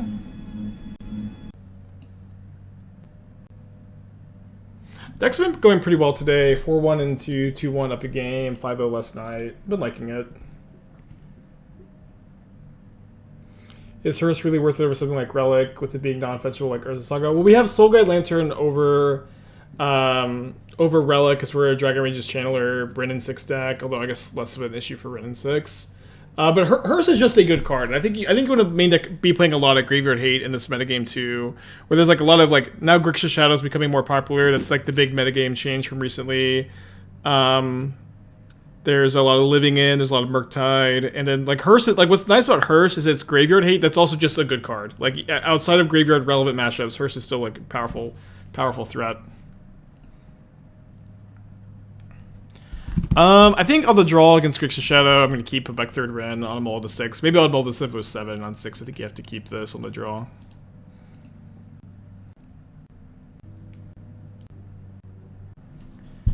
I tried your Riveteer Reclamation with 3 Awakening, felt very good. We'll try to fit in 4th. Yeah, I agree that Valakut Awakening seems good there. Good addition. What did you cut for the Awakenings? Man, I was so hyped for that stream. What is the best matchup against Shadow? Blue-white control, especially with Chalice in the main deck, historically is the best. Because the second sea events and 2 fire ice. I think that's fine. I'll take a look at it later. Could a single Ooze replace Hearse in the sideboard? Here's the thing, like, Ooze just sucks so much, and you already have Endurance as like tutorable graveyard hate off of Traverse, but like Ooze is just like, I think like just not modern playable anymore. Like that card is just very slow, very easy to disrupt, and like just always feels like really weak when you cast it too. I wish that wasn't the case, because I love Scavenging Ooze. I've played a lot with it in Modern and Standard, and it is just like a card that I think is too weak these days.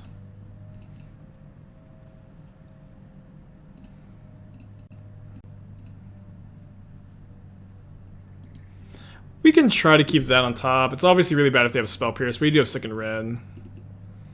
What do you think of Eldrazi Stompy with Serum Powder with Saga? Okay, here's like a thing that a lot of people think is just like putting Urza Saga in the deck like Eldrazi Stompy is going to make the Eldrazi deck better. But it's like really hard to commit your mana to spending mana on Saga. You're not going to have very many artifacts for your Saga either. I really think Saga is like just not going to be good in that deck at all. I have to take Scoos out of my Yawgmoth 75. Yeah, I think you can play an Ooze in Yawgmoth, but I also think it's like not that good. What about the sheep? The sheep.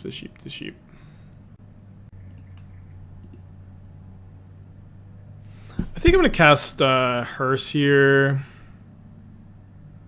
I guess I should fetch first for potential Delirium.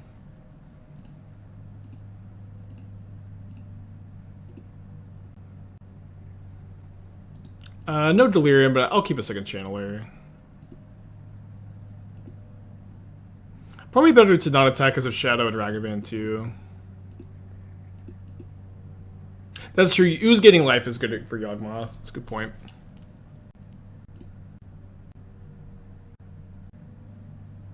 Yeah, that's a good point. Like Hearse getting like 2 cards a turn for no mana investment's really nice, because a lot of decks care about like their decks playing like Drown the Lock and Murktide Regent and Kroxa, and like they just care about having a lot of cards in the graveyard rather than those individual cards. So I'm gonna get Delirium after this resolves, but unfortunately this still dies. But now I have Delirium.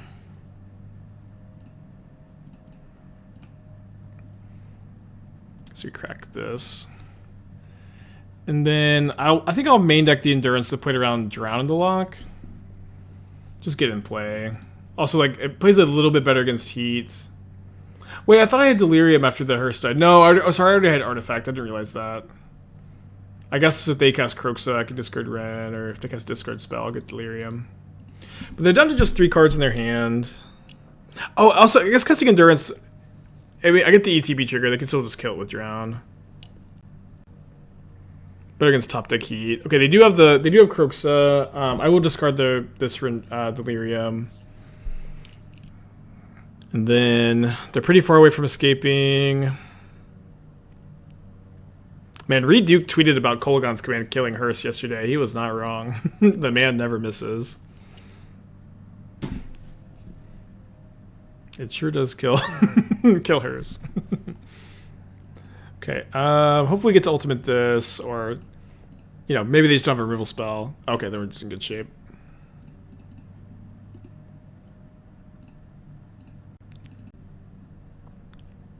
Alright, just poke 2 damage off the Run and Six, that's fine.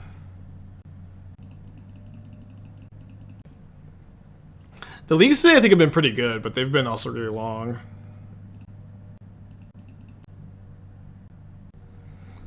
Not sure what my opponent can really have here. Are we in pinging territory? Now we are. Now we are. Alright, getting some info about the deck list for next time. Let's get another 4-1 prediction. Both of our matches we lost today have been to like pretty bad mana flood too. Just fine, just gonna happen about this amount of the time. Professor Bajangles with 8 months, appreciate ya. 80 card deck. Having a 1 of Saga isn't worth. I have 4 Urza Saga in the deck, so I'm confused by the question.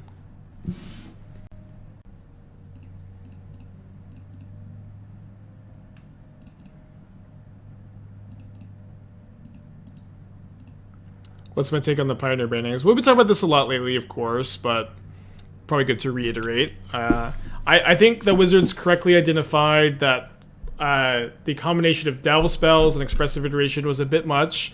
I think I would have really preferred Dig and Cruise to go than Iteration, but that's my take there. I like the Winota ban. Mono Green has like kind of immediately emerged to be like super popular, and that deck is crazy. I don't know, like, I think my evaluation of it was wrong, because I was definitely like beating it a lot and playing like a lot of decks that were good against it, maybe, or maybe like I was having good variance against it, or maybe dude, the place of the baubles, or maybe like the player base of the deck just like hadn't quite figured out how to sequence things, maybe. Okay, I guess I'll just going to draw that endurance. But something happened. My evaluation was like wrong, I think, and that deck is definitely like better than I thought it was. And so I'm now trying to kind of figure out how good is it? Is it too good? You just have to play to beat it. Our decks like Mono Red and Aura is going to maybe come back and have some share in the metagame, and they can like fight the Mono Green deck some more. But it's just kind of weird. Oh yeah, I can endurance my own baubles. I hope that they plus here and I can endurance their Heath.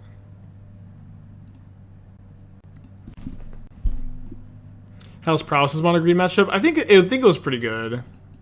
Or like favorable. Why only 1 bauble in the deck? What? Oh, that's a good good callback. Flooding out a little bit here. Definitely not a matchup where you feel great about flooding a little, but I will hopefully get to hit them with Ragavan. Maybe I hit like Run and Six here. Yikes. So they are the Vivian version of the deck, I guess.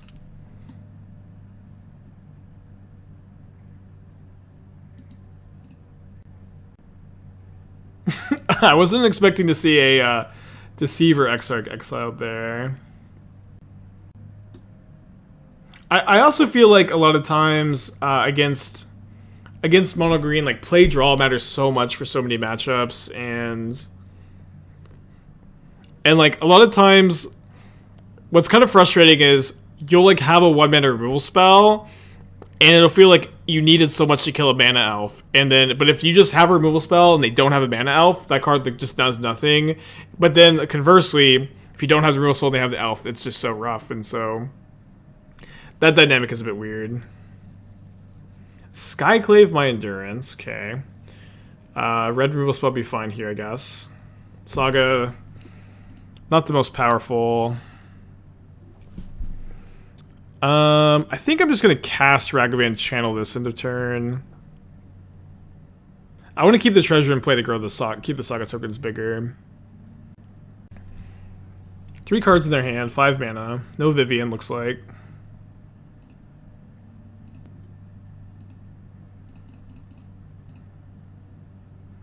Are sweepers good against Mono Green like Languish? The fact that Old Growth Troll is like as good dead as alive is kind of crazy, but I would say sweepers are fine. Harry MTG's been saying you mull every hand without an elf. That's not true. You have a big range of people with hands without elves. I imagine Harry's probably being a little hyperbolic when he says that, or something, but it is not true that you should look at every hand with out an elf. I'd love to draw a Traverse or a Titania for next turn.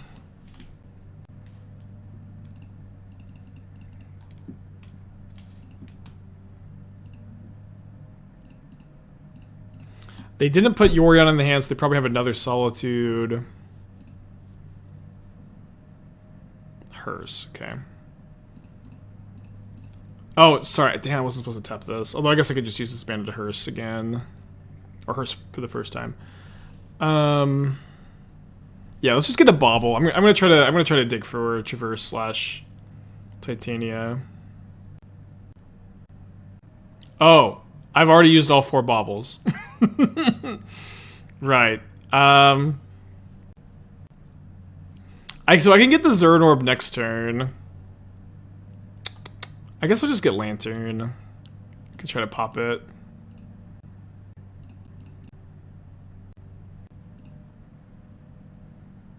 They don't play Counterspell, do they? Maybe they do. I think they're just going to Solitude in response to stop me from gaining more life. Yeah, but that was another thing about the Pioneer bannings that I kind of failed to evaluate, was that, like, Winota was pretty good against Mono Green.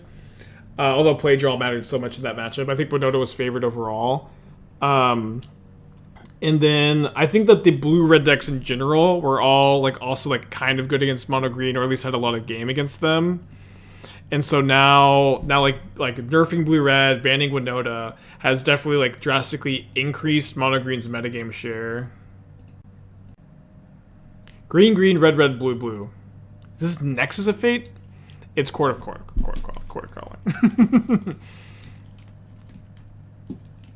Chord for 5, so gonna get another Solitude. Yeah. Think of the Ice, one of the best cards against them for sure. Nexus thing with 18 months, appreciate you. A good replacement for Winota in the deck. Oh boy. Oh no. I do think that there is some room for a, like, red-green based mid-range deck to exist in Pioneer post-bannings, yes. They should probably exile this one and block here. Good play. I was supposed to actually crack this for a red removal spell. Okay, didn't other Heat or Wooded Foothills. That being said, I don't know what the best version of a deck like that would look like at the moment. I don't know if you want to play, like, the Possibility Storm combo, if you want to play Drannith Magistrate Possibility Storm, if you want to play Combat Celebrant Fable of the Mirror Breaker. Speak of Fable of the Mirror Breaker. You have a lot of, like, interesting directions you can go, and none of it seems to be, like, clearly correct or whatever.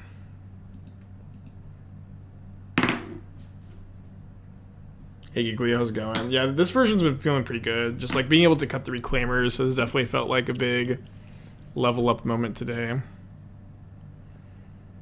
Okay, Traverse, Titania, nope. I think we just go next game. Yeah, they still have Yorion, they have Fable 2 cards next turn. Let's go game 2.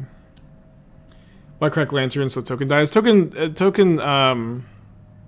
Oh, I guess Token wasn't dying in combat, but it was going to die next turn to the Solitude. You're right, I should have waited. But I also needed to draw a red removal spell for Kiki. Like, that was my out. Okay, so Needle is going to be good. Not too much else. The Endurances are kind of good against the Vivian combo, but they get blocked pretty easy. I think 2 is probably a fine number. Could play Pyrite Spellbomb to kill Kiki. Could play it over Shadow Spear or Soulguide Lantern. How do I evaluate this deck compared to Gen Saga? It seems like a similar shell. Which one I choose over the other? I don't know. It's a hard question. Both decks are very reasonable. The big differences, I think, are that this deck's mana is a lot better and a lot less painful. Burn is, somewhat popular at the moment, and being better against Burn is relevant. I think this deck is better against Murktide than Jund Saga is. I think this deck is better against Grixis Shadow. Although that matchup is still like favorable for Jund Saga. Pretty close for Murktide for Jund Saga, I think. Maybe still favorable for Jund Saga. This version is also probably better against Tron too, with like all the extra sideboard cards and things. I don't know. It's tough. It's always so hard to evaluate. Boseiju can be good against Utopia Sprawl. I guess I'm just paying back Traverse. You really just have to play a lot to know for sure. I've been wanting to play some Jund Saga with main deck Hearst too. Probably do that at some point next week. Maybe do that as like a backup deck though. Noigoist is interesting. What about Rhinocerai? I was kind of thinking that like Rhino's not that popular, so I'm not like super worried about being worse against it. And then the Urza Saga plan has always felt pretty good in that matchup too. Okay, usually okay with this exchange. Although I quietly really wanted the Legend in play to discount Sokenzan for next turn.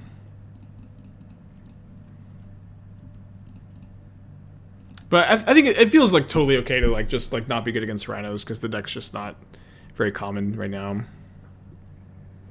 feel like Burn is unplayable. I tried to run it through League and it felt terrible. I mean, Burn is favored against Omnath, but I agree it has some bad matchups. It's like not great into Living End. Love to surveil a land into the yard. I think we graveyard that. Although, obviously, this could help me surveil land into the yard next turn. Top 8 bigger local tournament with Rocco 1.1. Do I have any updated for the deck or sideboard? I don't think I've changed it much since like the 1.1 stream. Like, I do think that there are some interesting...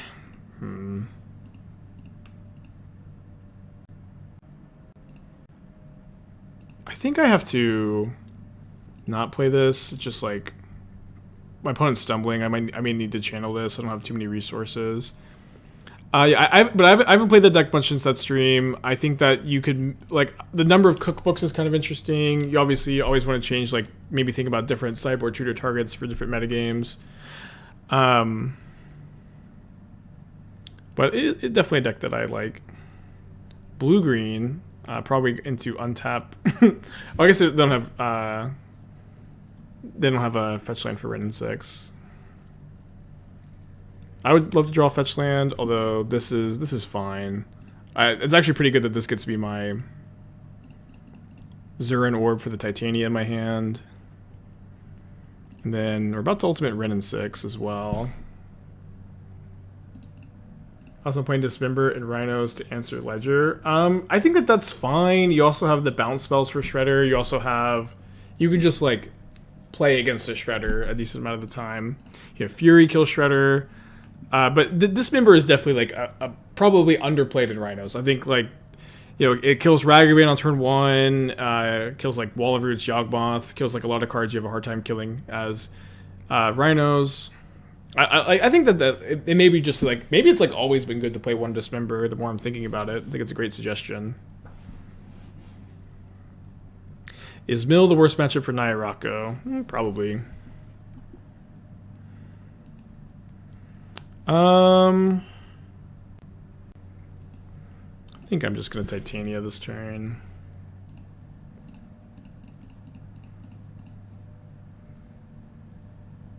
How's Beloved Delirium? It's going pretty well today, actually.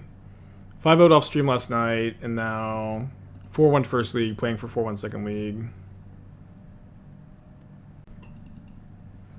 Is there any deck for which Mill is not the worst matchup? The Mill Mirror. Any deck that has Emrakul in it, it's pretty good against Mill. It's like creativity with Emrakul. Maybe that's not even true. I don't know. Mill's great. Isn't 4-color good against Mill? That's a matchup I don't really understand very well. Like having 80 cards is really nice, having endurances is really nice, but your clock is also like really slow. I would guess that 4-color is favored against Mill, but I don't know exactly what the matchup dynamics like. This is for 4? 1, 2, 3, 4. Yeah, for 4. So they decided to do for 3 instead.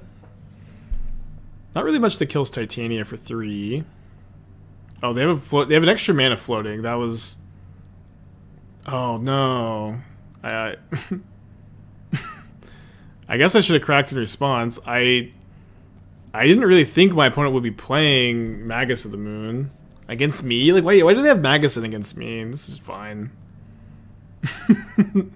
Wait, then they pathed? Okay, a little less fine. Although I can get I have a second forest. I just, I guess I'm a Saga deck, but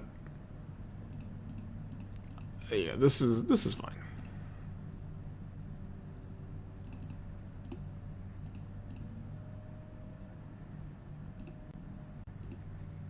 Maybe we could have left this on the Channeler, but I'm actually kind of happy, I think, if they block a Channeler and leave the Magus in play, because they're a little choked on colored sources now. Hold this for tracker.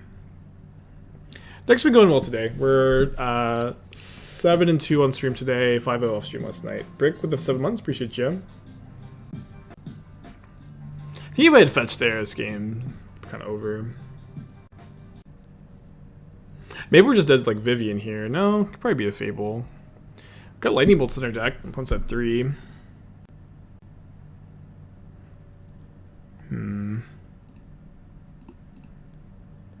Dash math for blockers. I kind of like it. If they don't have a removal spell for the elemental token, I think they're dead. Or at least gonna have a hard time. They only have 2 cards. So they can go... They could do the math.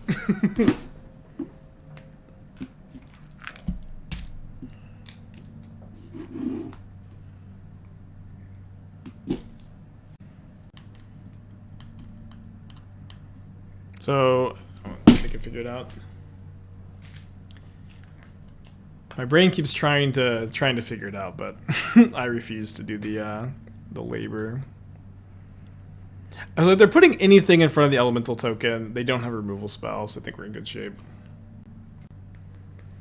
And then game 3 on the draw. Oh, also the classic Path to Exile Magus of the Moon combo.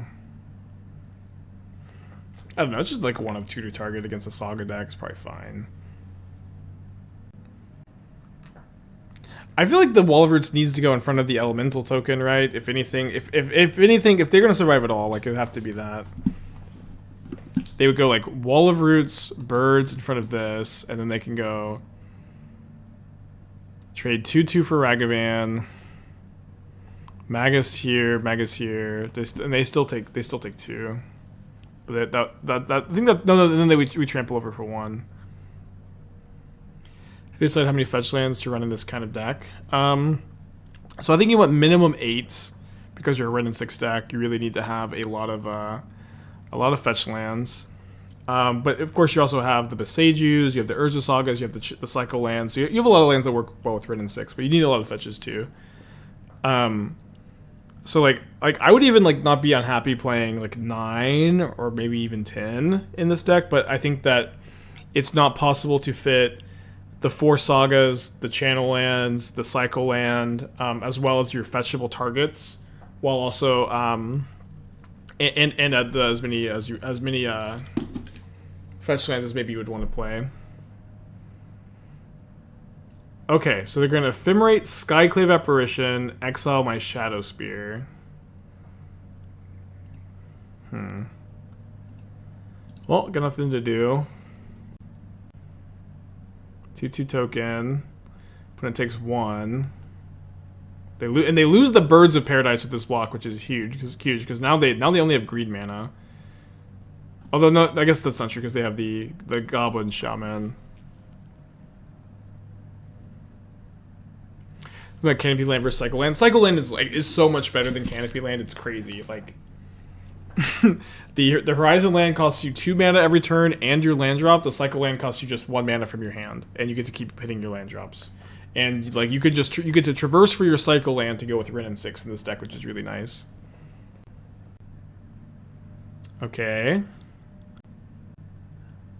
So So Skyclave can't kill anything here. I do think I need to kill their Shaman token to cut them off colored mana. I also guess I need to draw Lightning Bolt.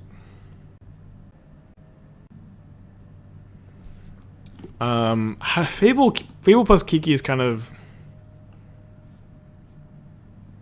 I guess it doesn't really do very much. I mean, I'm at 29 life. So my opponent can go Kiki, copy the Fable token, and then... Okay, and then for 1 mana... And then for 1 mana, they can have a hasty 2/2. But they have to do that end of turn because all the copies are tapped. But that is going to be a somewhat fast clock. So I maybe have like 1 or 2 draws to top deck Lightning Bolt. Or Runner, Wrenn and Sixes. Runner, Wrenn and Sixes would be pretty sweet. Yeah, let's just draw Bolt. They're the first Wrenn and Sixer. They also maybe like aren't familiar with the Kiki Jiki reflection thing. Because like how often can that possibly come up? Alright, Lightning Bolt. No. Drawing a lot of lands in desperate times today. So we'll see if they know about this interaction. Okay, they do. So they can make 2 more 2/2s. Also, they have like 9 minutes on their clock, so if we are able to top deck Bolt, game 3, they may have a hard time finishing. Also, I think with the 31 months at tier 3, geez. Thanks, yo. You're probably liking the Return to Pioneer, huh? What's the Kiki Reflection combo? I mean, you just get for 1 mana, you get to make an extra 2/2 end of turn. It's not an infinite combo. Wait, why? Hold on. They're not. This isn't accomplishing anything because they're just making a tapped copy. Yeah, they need to do this end of turn. My opponent says, "What am I doing?" Oh man, it's funny.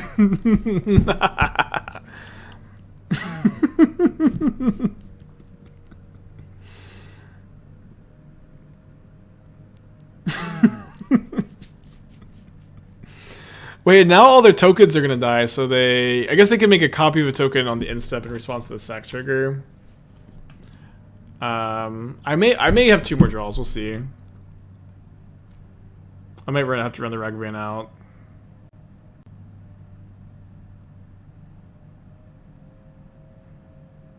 So like, yeah, my best draw is obviously Lightning Bolts, but if I draw Traverse, I can Traverse for Fury and to be in actually like okay shape.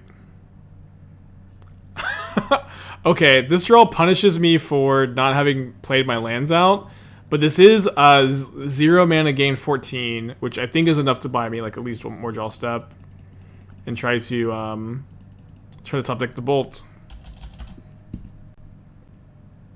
This is definitely the funniest draw. My Titania is exiled too, by the way.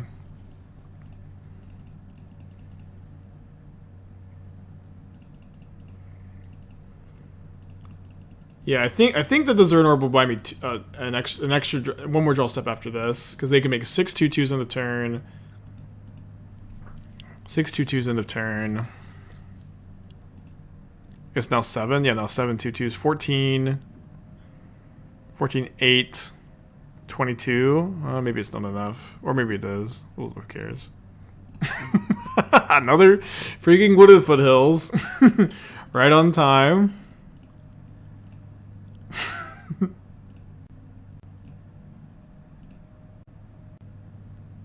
I want to draw this Lightning Bolt so badly.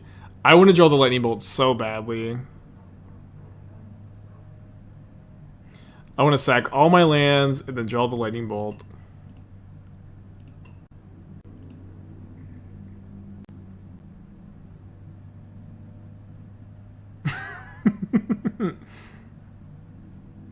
Yeah, we were shit talking Lightning Bolt earlier.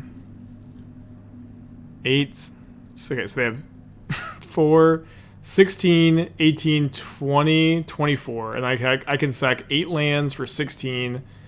Yeah, so I'm alive.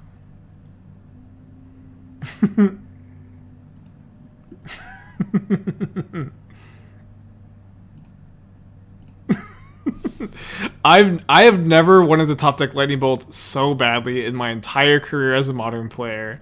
I have never wanted to top deck Bolt so badly. It's just sack your entire board, start turn 13 with 0 permanents in play, and have outs to win is crazy. We have a red source. No, we have a red source in hand. We just play land for turn.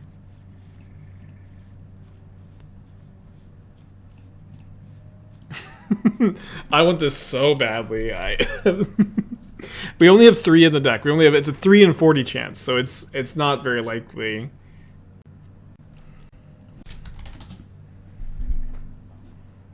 My opponent says I go to 1. I thought I would go to like 4. Maybe I miscounted. I do go to 1. I go to exactly 1. Oh, I have to sing the name of the next card drawn too. Please be Lightning Bolts. Please. 7.5% chance. It's not very good.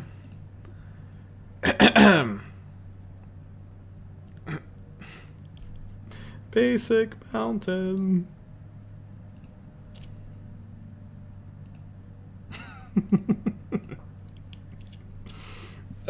So many lands off the top. Oh yeah, Bobble would have been redraw. It's true. Okay, bummer. Sorry, I keep saying I need to go get a drink. My throat's been super dry for like 2 hours, and I keep just not drinking anything. Let's do one more league. We're having a good time.